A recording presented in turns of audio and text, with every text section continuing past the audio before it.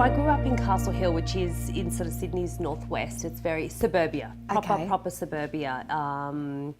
Quarter acre block. My sister and I went to the local public school. Just a very, almost ordinary, you know, right? very Yeah, ordinary. which is nice. An ordinary childhood is nice. Oh, it's funny. I almost look back now and think you don't appreciate it. You've got a yard, you know, things that I think. I wonder if Annabelle will ever get a yard. You know, like it's like, you know, we had a swing set in the backyard, like just normal. My mum stayed home for the majority of my kind of younger years. You know, she went back to work when I was in. Must have been high school. Okay. So for the first part of kind of, I guess, my early schooling, she was at home, so we'd come off the school bus and, you know, she'd be there and, you know. So, yeah, it was a really kind of normal childhood. I think the only thing was I grew up in it was very Anglo-Saxon, you know, so I really felt very different, you know. I got picked on a lot for being dark, you know. Wow, right. But it was a nice childhood. It really was. I felt very lucky. Yeah. I felt very lucky. So was school good for you, or was it challenging because you were different? I was happy when it was over. I remember a lot of my kind of high school time just thinking, I can't wait for this to be over and then my life can begin. I don't know, I felt this funny feeling. Yeah. I got bullied a lot in primary school, you know, a lot, like mercilessly, you know. Yeah, mercilessly. Is it really because your skin is olive as opposed to olive, translucent? And I think there was like, it was a very, you know, I think there wasn't much multiculturalism back then, you know, and certainly not like where we grew up. So you didn't have, there were no Asians, there were no Indians, there was no one. There was like a school full of, you know, kind of white kids and me. So, and you know, kids are kids, you know. Aren't they? Because it's hard enough even, I just blended in with everybody else, which I'm like, back then you would have wanted to be, oh my God, I just want to blend in now. Oh my God, I would kill for your skin. Seriously, do you know how much fake tan I've got on me right now? I look at people with olive skin like that and go, you don't have, but you know what the trade-off is, right? So see, I don't have to spend money on tanning products, but let me talk to you about waxing. See, there's a trade-off, right? You get this tan, you become hairy. Okay. Right? Yeah, okay. I like that there's a, seriously though, do you know, honestly, every time I see olive skin people, I'm like, you don't have to tan. No, you need to go to laser all the time. And so Maha, your sister, you guys are incredibly close. We are. You run a business together, and where have you always been like that? Well, there's like a 4.5 year gap between us. So for a long time, I guess, in our childhood, you know, she was my annoying younger sister, you know, like she wanted to do all the things I wanted to do. I felt like she was kind of an embarrassment and I didn't want to be around her and stuff. I think it was only when we got older, you know, and then maybe when we started working, you know, we'd drive into work together every day, and then I really started to appreciate, I guess, how different she was to me and how, you know, the balance that she brings to me and the truth and the honesty that she'll give me and of course the support, you know what I mean? And then I think as we've gotten older, that bond has just gotten stronger and stronger. And then I think working together has cemented it, because now obviously I see her and speak to her more than ever, you know, like we've always been close, and yes, we'd always have dinner and go out and go for walks or whatever, or we've got lots of mutual friends, but then when you work together, it's like this, I don't know, it's the bond is maybe even stronger. Either way, because people say don't work with your family or your friends. I wouldn't have it any other way though. Isn't it the best? Yeah. Isn't it the best? Yeah. I was a bit nervous, like even though it was my idea, like I was like, we should do this, I think it would be really fun. So how did your idea, when did you guys go, let's work together? And I had just finished, I was still in my treatment for cancer, and I had just done my first surgery for cancer, and so I'd done all my chemo, and I had just done this first surgery, and I was sort of lying there in hospital thinking, wonder what I'm going to do, like how will I feel at the end of this? If I survive, do I want to work? Maybe I don't want to work at all. What do I want to do? Do I want to go back to TV? How do I feel? And I had this like long kind of, I guess, heart to heart with myself, you know, like what kind of person am I? Maybe, you know, if I want to make a change, now's the time, and I can reevaluate what's important to me. And I was like, you know what, I do want to work. I am somebody who gets a lot of personal satisfaction from working, and I was like, and I do want to go back to my TV job. I love that, you know.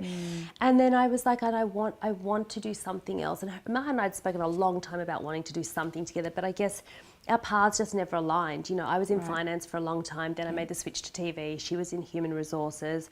So we kind of never really had anything that we could could do together. Right. And then I was like, you know what, I really want to do a website. I want to do something that's true to us, you know, that's very much like we're all about Lux for Less. That's very much everything that that's our life, right? Like if you ask me where's that from, I'm like, oh, this is from Target, or that's from Kmart, this is from some cheap shop that I found that's like in the corner down the alleyway behind the Thai takeaway, you know, that's who we are, you know. I was like, that could be fun, you know. And I rang her and I was like, I've got this idea, I think we should do this business together. And she was like, are you on medication? Aren't you in the hospital? And I was like, I'm on a lot. Yes, I'm still here. And she was like, oh my goodness. And she's like, look, focus on getting better. Let's just get you better. And then let's reevaluate. So then when treatment was finished and I got the all clear, I was like, well, I reckon we should do something. She's like, yeah, I'm in, you know. Yeah, great. And that's almost 4.5 years. Right. And in your business, do you have really different roles? Do you cross over a lot? Yeah, we cross over heaps. And I think the thing that has worked for us is not having a set role. Right, like as the business has changed, so have we. Like in the beginning when it was literally just her and I, and we had Sarah who worked with us who was a couple of days a week. So it was like, you just did everything. So it was like, okay, we would sit at my dining room table and we would write content, we would find pictures, you know, and so that's what you did. We don't do that anymore because now somebody else does that. So the roles have changed and we're really fluid about it. And I think we're honest as also with each other about that's not your strength. I will do that, or you do this, and we don't take anything personally. I think that's the other thing is that we say to each other, you're really shit at that. And the other person goes, yeah, I am. How and refreshing. It's like, there's no point getting upset because, don't feel protective because there's no shortage of stuff to do. Like, it's like, it's kind of like, you know, sometimes in a job you feel really protective over like what's yours. I think maybe when you have a business, you're not as protective because you're like, you know what, there is so much stuff here to do. There's no shortage of things on the to-do list. Don't worry if that one's not your strength. See all these other things, take your pick. You'll be busy for hours and days and weeks and months and years. There's plenty of jobs, you know. Now let's talk about your family. How did you and your husband meet? It was a setup, actually. Was it? Yeah. So this great friend of mine, Jack, I had set him up with a friend of mine, and he said, I really want to repay the favour, and I know this awesome guy who'd be perfect for you. Wow. And I was like, that sounds great. And he said, he's a lawyer. And I had just come, I was fresh from like the Tom Cruise era of like lawyer movies, right? So I was like, perfect. That I could see myself with a lawyer. That sounds fantastic. Because what I imagined was I would be in the Caribbean on a yacht. I was going to be rich, right? Yes. None of which has eventuated. And so he said, great, we'll have this dinner party and I'll get him to come round. And I was like, okay, great. So we're there and he says to me on the night, he says, so my mate, the lawyer, is bringing this other mate of ours as well, who we also used to work with. And I was like, okay, that's all good. Anyway, the door knocks and I look through the peephole, right? And I'm like, Jack, the guy on the right is so my type. He looks through and he goes, it's the guy on the left. I was like, this is awkward. You know, I open the door. Right, I am obsessed with markets. Like from the minute I see him, I'm like, stop it, you're so my type. He won't have a bar of me. Not a word. So all night I'm like doing my best, like, oh my God. Like, don't you wish you could go back and look at yourself then? You'd be mortified. As I say it to you, I can picture myself and I'm dying. I know, it's like different people, isn't it? Imagine flirting with your partner now. I wouldn't even know how to do it. Would you? Seriously? I'd have no idea. Sometimes I say to Sam, my partner, let's flirt. And I'm like, what would you do? I know, it's so weird. So weird. It's so weird. Yes. So he won't have a bar of me, won't speak to me. I eventually give up and think, okay, well, must be gay. And then I love that. I don't understand. That Again, I would never now be like, now I'm thinking, I was obviously deluded. Like, what was wrong with me? Anyway, just as I'm about to leave, he strikes up a conversation with me and I'm like, oh my God, that's so weird. Now he's speaking to me and literally I've been here like 6 hours and now he'll speak to me. Anyway, Jack the next day at work says to me, listen, Marcus really likes you, wants your number. And I was like, really? I was like, okay, give it to him. Anyway, he rang me and he was like, I'm really sorry. I was kind of ignoring you, but like you're a setup for my mate and I didn't want to cut his grass because I wasn't sure if he liked you or whatever. I was like, oh. Anyway, and we went out and I was like, oh, so smitten. And then we were engaged 6 months later. No. I know, it's been 15 years. Wow. In June it'll be 16. I know. Isn't that I know. amazing? Just And we're from still looking at really good him. friends with like Yuri the lawyer, Who you were going to be who set I was up going to be with. set up with. All of us are really close friends. Wow, Yeah, how funny. yeah, and it's funny because he's like, oh, I would never have liked Sally. She basically looks like my sister. Like, Oh my and he's God, married to how like this funny. gorgeous blonde woman, like the total opposite of me. You know? Oh wow, that's Yeah. such a good story. Yeah, it's funny. It's really funny. I would love to be able to play Cupid, but I'm just not. You're afraid that it at will all. backfire? Yeah. Yes. Well, Jack, who set us up, was like, I never want to do it again because I have basically a perfect record God. now. Oh, yeah, I'm yeah. afraid if I like basically fuck it up, like this is perfect. I don't want to ruin it. It is. And then so when did you, because your beautiful first daughter, you conceived via IVF. Yes, When yes. did you realise and you're like, okay, this isn't happening for us? Oh my God, I reckon we tried to have a baby for like 6 years. Wow. Like 6 or 7 years. And I tried everything, you know, like I think because I didn't know anyone who had done IVF, right? No one Yeah. really spoke about IVF. It was kind of something that celebrities did when they were 50 that you kind of, you know, you heard about. It wasn't, I don't know, even though it wasn't that long ago, it wasn't spoken about so openly. Yeah.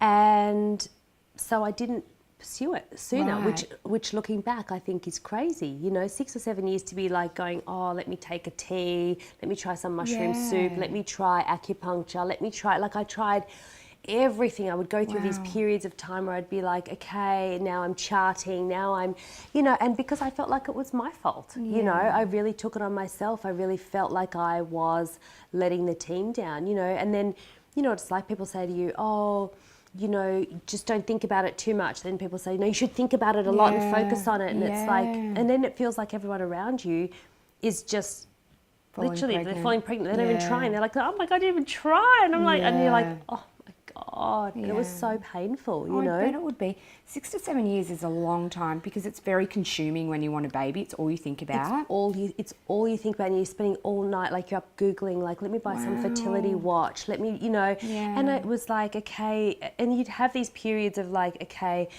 maybe I'm being too full on about it, okay, I'll have a little break, okay, let me just not worry about it too much, but it's always in the back of your mind. You're always, every time your period turns up, you're like, Of course. okay, you know, Yeah. and then eventually, Marcus had been trying to actually talk me into IVF for a while, and I really, I don't know, I just couldn't get my head around it. I couldn't, it was almost like I was accepting failure. I felt like Wow, it isn't was, that amazing? yeah, and it was Yeah. stupid. Like, you know, it's funny because once I started it, I thought, this is ridiculous. Like, I don't understand why I was being so, I don't know, so hard on myself about it, you know? Anyway, so eventually I was on this big work trip and he said to me, and I was going away for a couple of weeks, and he was like, take some time and really think about it. He said, because we're starting to get to the pointy end, you know, and he's like, and it's almost like if we don't start to go down this path, we're going to miss it. And then I was like, okay, that makes sense. Like, why am I being so stubborn and so pig-headed about not wanting any help? Anyway, I got back and I was like, okay, I'm in, let's do IVF, you know. And yeah, it's funny, right? You go to the clinic, it's like McDonald's. On a Saturday morning, it's packed. Yeah. You know, it's packed. It's heaving with people. And it's like, oh my God, I have felt so alone. Yeah, I felt like I was the only person in the world that couldn't have a baby. But obviously here I am at the IVF clinic and I'm not, you know. And it was almost like once I got there, I was like, oh my God, I don't feel so bad anymore. There's actually a lot of people here. I don't understand why no one says anything, you know. Yeah, I think that's why I've always been, you know, I like to be upfront, you know, because I think it's not easy, you know. You spend your life thinking it's going to be, right? And you spend your whole teen years and early 20s or whatever going, oh my God. Don't fall pregnant, don't fall pregnant. So then you think and as a woman you feel like it's your right and it's just going to happen. Totally. You know? And that's what, in a way, I think it's so much better for the next generation. I think those girls will know, they'll know to freeze their eggs at 21 and not 39. You know, they'll know all the stuff that we didn't know, you know. And what was the process like for you? It was actually remarkably okay. I had a month off work. I had my sort of annual leave. I did it in January, and so I had a month off. And I really just was like, you know what, I'm just going to be kind to myself, you know. And I think the fact that I wasn't going to work every day made it easier. So I would inject and just, you know, stayed home, watched TV, hung out with Marcus, and just kind of took it easy. Right. And then, and it was fine. Like it was neither here nor there. It was almost, I don't know, it was a very sort of almost non-eventful. I didn't feel too Right. sick. Yes, I got a bit That's good bloated, though, but I yeah. actually had quite an okay experience with it. Right. And I went back to work, and then I waited, for the call, and then she rang me and she's like, you're pregnant. And what was that like after so long? That was because I had sort of said to myself, it's not going to work the first time. Yeah. I prepared myself for like, you'll probably do 4 cycles, 5 cycles. This is not going to, this is not going to be a walk in the park, Right. And so when she was like, yeah, you're pregnant, I was like, oh my God, I just burst into tears, I was at my desk, I was just like, oh my God, this is unbelievable, like I really, I don't know, like it was almost just, I couldn't even, it's hard to imagine, like after it so would be. long. Yeah, it wouldn't almost feel real. It didn't feel real, Yeah. I mean, I remember before I was pregnant, always like I'd be patting my stomach thinking, oh my God, I wish there was a baby in there, And it's funny, that yearning is so strong. Isn't it? It's Yes. so deep. It's so, like I'd eat a big lunch and I'd have this like pot belly and I'd be like, I wish that was a pregnancy belly, Like it was really kind of heartbreaking. So when she was like, you're pregnant, I was like, oh my God, this is unbelievable, And then how were you during your pregnancy? Did you? It was great. Yeah? It was great. I felt amazing. So good. I did too. Amazing. People hate us. for Yeah, saying I know. I feel bad for saying it. Brooke, who's laughing in the background, was on medication that you would have had for your chemo pain for her whole Stop it. pregnancy. She was so sick my God. and vomiting up until she went into labour. See, that's like a friend of mine. She vomited and she bled out of her eyeballs because Shut up. Yes, because she was vomiting. Her something in her eyeball burst. Like she basically has been vomiting so full on. I know so many people who are so sick, like on drips and stuff. While they're I had never felt better. 5 months pregnant, and I remember seeing an interview with Danny Minogue once when she was 5 months pregnant, going, I just feel the best I've ever felt. And then when I first fell pregnant, I felt so bad, and I remember thinking, Danny, what a bitch. And then I got to 5 months, and I was like, I was jogging, You're and I was Danny. like, I was Danny. I'm like, Danny would know, guys. finally. Yeah, and I just best. loved it. So Isn't then it so good? You had a beautiful pregnancy. Beautiful pregnancy. And It's then great. shit hits the fan. Totally. Big And that's time. Like, what the fuck, man? So crazy. And that's the problem, because I felt so good. Like I worked every day. I worked up until like, I think maybe 4 or 5 days before I had Annabelle, because I was like, what am I going to do? I feel so good. I was still doing my usual kind of 15-hour days. I felt amazing. Wow. And it was just another day, like it was due for my appointment with my obstetrician. I was like, it's standard, I was actually, Annabelle was, I think, maybe past her due date. And he was like, do you want me to, what's it called? Induce, thank you. Right. And I was like, nah, I feel so good. It's fine. And I had felt that lump because I'd had this pain in my breast, in my right breast, for maybe more than a few weeks, maybe over a bit over a month. And I had been saying it to Marcus, and I was like, oh, I must tell Stephen. I think it must be my body getting ready for breastfeeding, because I was like, well, I'm pregnant, lumpy breast, that's normal. And I kept forgetting to tell him. And then at this last appointment, I was like, and I had finished my appointment. I was dressed and I was literally 1 foot out the door.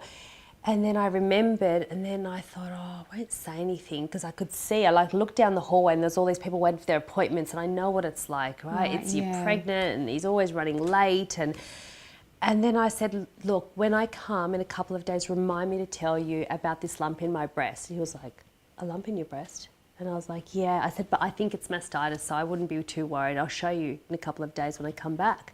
He was like, slams the door shut. He's like, lie down. Felt it, and he was like, do you know what? We'll just send you off tomorrow for a quick check. I was like, okay.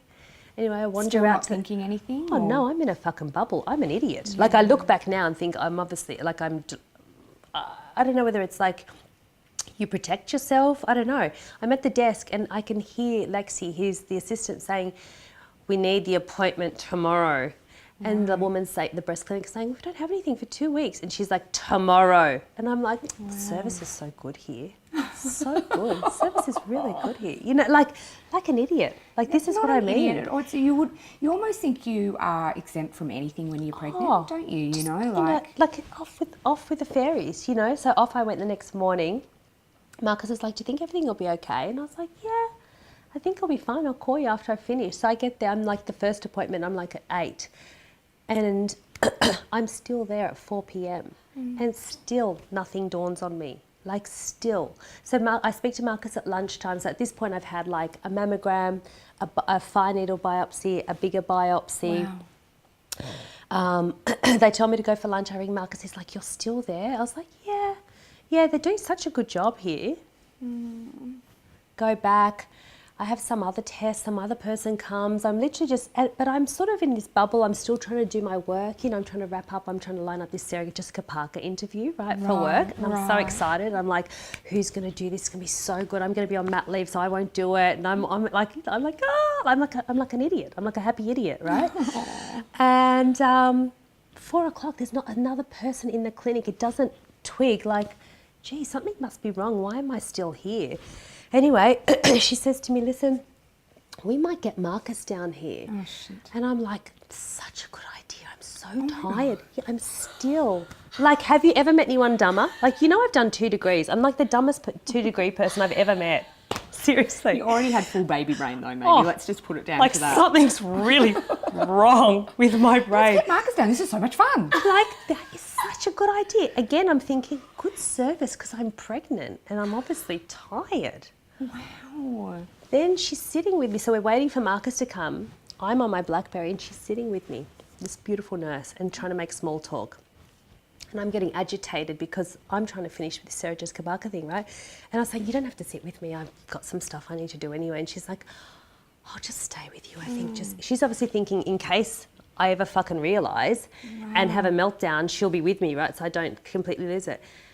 And funnily, maybe like 6 or 7 months after I finished my treatment, I ran into her and she's like, "I don't know if you remember me." And I was like, oh, I do. I said, "You were that amazing woman who sat with me while I had no idea what was about to happen." And I was like, "You can go do your stuff.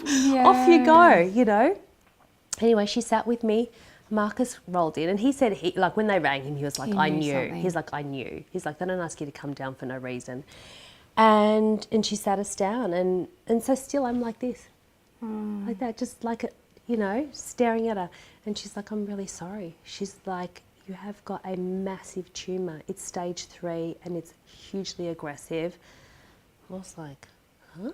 And she's like, "It's cancer." And then I just burst into tears. And she was like, "I've already rung your obstetrician. He's waiting for you." She said, "You have to go up there now and he's going to make you have this baby tomorrow." She said, "You have got to start treatment before the week's over." Wow. And I was like, "Am I going to die?" And she was like, "Look, I don't know." And I was like, "Am I going to die?" And she, and you know, I mean, you know, and she was just like, "Look, you should probably go." I was like, "Oh my God." And I went to see Stephen. I was bawling my eyes out and I was like, I can't have the baby. I was like, "I want a cesarean." He was like, "You can't have one. You have to deliver this baby because you're going to do chemo in a week. And if you don't recover, you know, because basically chemo stops your blood from clotting and all that kind of stuff." So he's like, "You have to have this baby naturally. You've got to go home now, get some rest, and I need you to come back tomorrow and have this baby." I was obviously beside myself. Go home and have some rest. I'm about to go, I have to push out a baby and I've just been, you're thinking you might die. And I'm like, I have to go tell my mum, right? And so we're driving over the bridge and I'm saying to Marcus, "I can't tell her. I can't tell her. You have to tell her. Like, I cannot tell her." And we walk in and she looks at us and she's like, "Something is wrong." Marcus says, "Sal's got cancer." And she was amazing. She was amazing. Like, I think, God, if that was me, I hope that I could be as strong as she was. She was so good. She was like, "Don't worry about it. It's going to be fine. Everything's going to be under control." She was just like the picture of strength and it was what I needed because I was so petrified that she was going to fall apart, which of course she obviously did afterwards. And then I went and then I said to Marcus, "Now we have to go and tell Maha." And then that just actually broke me. I was just like, you know, because it's so hard. I was like, I don't, you know, because we all ask the same questions, like, "What's going to happen?" And I was like, I I don't know, it's really quite bad. And then I just, we told Marcus's parents and then went home, you know, and I think I cried all night. And it's so weird, you wake up in the morning and you're like, I'm off to have a baby, but I don't actually know what's going to happen, you know. And I remember turning up to the hospital and still sobbing, and the nurse was like, it's not that bad. She's like, you're going to be fine, you're just having a baby. And I was like, no, I have cancer. And she was like, oh, okay, that's kind of bad. And it was the worst part, I think, is just the feeling in the room. It's just this horrendous feeling of death is the only way I can describe it, really. It's like there's this sickening, heavy cloud, because everyone knows, right? And everyone's like, well, let's just get the baby. That's like all we can do now. And so it was, I don't know, it was one of the, it was amazing, obviously, to have Annabelle, but it was so, you know, I'd walk past, I was in the hospital for about a week, because I was still doing all these like scans and brain scans and all this kind of stuff. And I would walk past all these other rooms in the maternity ward, which is the happy place, right? It's the great place in the hospital, and everyone's got their friends visiting, and it's all laughter and flowers. And then you'd walk down to the end of the corridor, and our room's like either deathly silent, or if we've got visitors, everyone's crying, you know? And it was just, no, it was just shit. It would have been the most, even sitting here listening to you, it's so heavy and so full on that I can't even register it. I can't even begin to, you were completely robbed of that time. It was like I only notice it almost in a way now as I have the comparison, right? Like, so the other day I said to Marcus, oh, I don't remember Annabelle being kind of funny like this. And he was like, do you know what? He said, I don't think we were in that space. It was not her, it was us, you know? Like, I was like, oh, she's so much more fun than Annabelle. He's like, we weren't fun, you know? He's like, we don't remember, we didn't kind of sit on the floor like this with her, you know? He's like, we literally, it was just on, you know? And it was relentless, you know? You have this new baby, and then you have to start treatment essentially straight away. Straight away. How? Like what happened at that time? So we went home. We were in the hospital for about a week, and I had said I need another week, and they were like, no time. There's no time for you to have another week. Like, I just, you know, it's funny. You sort of, even though I can hear if I'm telling me it's urgent, part of you just wants to bury your head in the sand. You know, like, I need another week. I'd like a month. What if I have a quick holiday first? Like, you're just desperate to not be thrust into the reality of what's about to happen, you know? And in a way, I think that's where your doctors are amazing, when they just say, no, you actually just have to start now. I think a couple of days after I got home, they were like, okay, it's time for chemo. And it was so shit. I remember just being in the car crying, saying to Marcus, so unfair.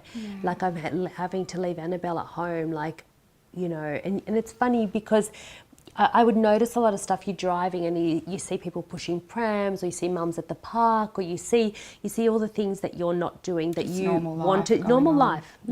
You're like, I would kill to do chores. You know, what I would give to, like, take the baby to the supermarket and get milk and bread, or, you know, stuff like that. So I went and did chemo, and it was worse than anything you can possibly imagine. It's I had the cancer that I had is like triple negative. So you can have hormone cancers, and there's 3 different kinds of hormones, or you can have the one that I had, which is negative to all of the hormones. So when people say, oh, it's because of IVF with all the hormones, or it was because of, you know, hormones in chicken, or people, you know, there's all these kind of myths that run around. The cancer that I had, it was negative to hormones. It's got nothing to do with hormones, and it's a rarer kind of breast cancer. It's like 15% of people get it. And 5 years ago, most of them died because they didn't have anything, they had no treatment for it. Right. Basically what they used to do is they did the same treatment for the hormone one and hoped it worked, and it didn't work. Right. So it's only been in the last few years, which is very fortunate for me, that they've got a different kind of treatment. Doesn't always work, does work, doesn't work, and that's the thing. And because I had been pregnant, it was massive. So obviously my body, in the same way it helps the baby grow, it had helped obviously the tumour to grow. Right. So you sit down for chemo and it's 6 hours of this shit just being poured into your body, and it's so painful. And yeah, it's funny, you go in 6 hours, you go through every emotion there is, you know, we're all there, Marcus is there, my sister's there, my mum and dad were there, and you know, it's tears, it's, you know, and then you're laughing at the absurdity of it, and then you're, you know, like it's a roller coaster, and then that just becomes your life, you know. You go to chemo. And how often would you have to have it? So in the beginning it was every kind of 3 weeks. So for the first week you can barely move, and then it sort of starts to subside a little bit, and then you're sort of feeling, when I say better, I mean, you know, you're not on the floor, you know, wishing it was over. And then just as you come out, it's time for the next one. And what happens is, as it goes on, the frequency increases, and you also start to get, you're working off a lower base. So the first one's the best one because you're the healthiest you've been. And then as the chemo slowly, because chemo, it can't separate out what's the tumour and what's your body. It just kills everything. Right? So and that's why your hair falls out, your nails fall off, all that kind of stuff. So it just kills your body. So slowly you start working off a lower base and a lower base and a lower base. So you're sicker and sicker before you even begin the chemo. And I did it for about, I don't know, maybe like 7-8 months. I can't remember how many cycles, you know. At one point I was going every day. You know, it was just every day. You just went and you just sat in the chair, and you know, I don't know. Like it got to the point where in the end I was like it's funny, the first one everyone comes. And then after a while you're like, don't come everyone. This is the norm. Like don't anyone bother coming. It's so shit. It's like I don't want to put you through it. How was your mental state during that time, having a little baby? I did therapy. I did therapy for Marcus was really good. He was like, he said, we are all here to support you. He said, but you are going to need to speak to somebody because this is too fucking much. Yeah. Like you'll need to process this so that you've got somewhere to offload, or somewhere extra offload, but also so that if you survive, you can come out of this, I guess, without, you know, too many scars or as many scars, or I don't know, having dealt with, I guess, what it is. So I did. I went twice a week for 2 years, and it's funny because you go through all the things, right? I was like, it's my fault that I got cancer. Like I blamed myself, and I still do, you know, for ruining Annabelle's life. Sometimes I look at her and I still feel like, you know, like I ruined it for her, you know. I look at what Alyssa has, and I think, oh, I'm so sorry, Annabelle, that I didn't give you that, you know.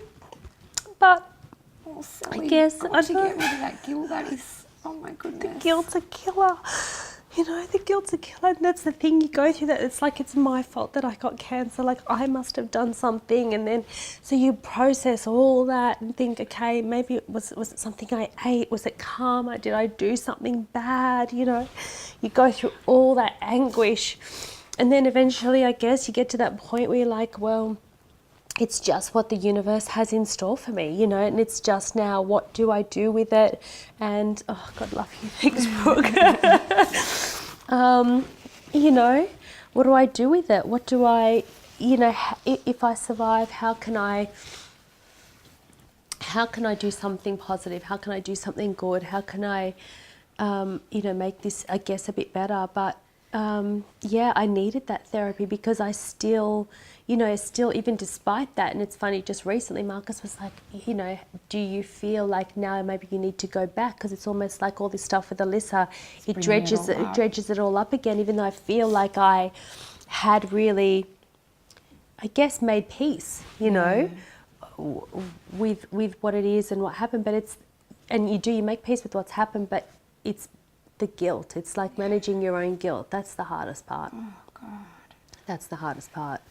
It's hard, and it's a hard thing, I think, on everyone. You know, it was hard on Marcus, it was hard on my sister, my parents, and, you know, and you know, like sometimes I remember I'd ring Maha and I couldn't even say anything, and she's like, you can say anything you want to say, and I was like, I can't even, it's so boring. And that's what I would say all the time. I was like, this is so boring. I feel like I'm just boring everyone with this shit that's mine that I'm so sorry for, you know? Yeah. You feel bad that you've done this to people, you know? That you've somehow, you know, I don't know, you've burdened them, you know? But, you know, it's funny when you know you'd do it for anyone else, right? Yeah. You know you would. And you know that you would do it for any one of them, you know? Totally. Yeah. But you still feel bad when it's Of you. course.